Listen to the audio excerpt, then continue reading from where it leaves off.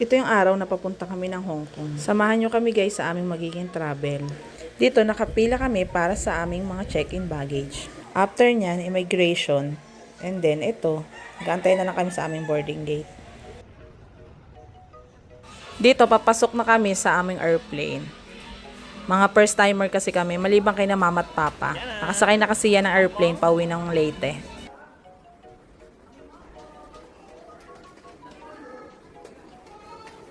Hong Kong na siya na. Hawakan mo.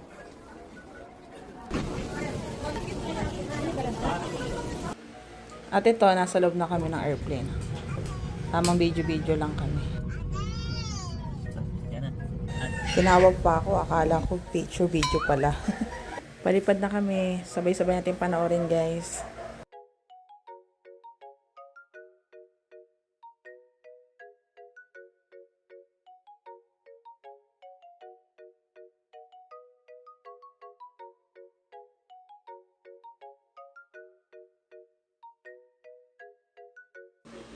Dito, finally, pababa na rin kami sa airport ng Hong Kong. Excited na kami nito kung ano ba itsura ng Hong Kong dahil first time lang namin pupunta rito.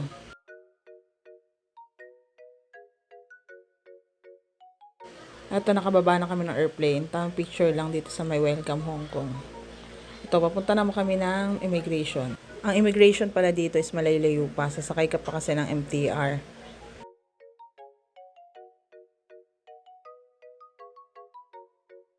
Nakalabas na kami ng immigration. Dito naman kami sa mga bus. Sasakay kami ng 821 papunta ng Tsim Sha Tsui. Ewan ko bang tama pronunciation ko. Ayan, dito kami sa aming guest house. Second day, nagala kami dito sa city. Ang day 2 talaga namin is para sa city tour. Kasi ang day 3 namin is pupunta kami ng Disneyland. Ayan, ikot-ikot lang kami dito sa may museum. Ito yung madalas na pang picturan.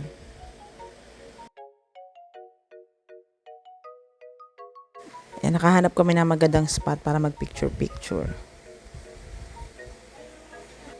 Inikot namin yan dyan sa harbor. Victoria Harbor. Tapos tumambay na lang kami kasi maghapon kaming magagala lang. Inaantay na rin namin dito magabi kasi sabi nila maganda daw yung Symphony of Light. The best feeling, madala mo yung pamilya mo sa Hong Kong. 'Di ba? Unexpected. Lalo na kasama magulang mo. Day 3 namin, papunta naman kami ng Disneyland. Ito, nakasakay kami sa Disney train. Naka-schedule talaga to October 28 kasi birthday ni Papa at saka ni Alexis.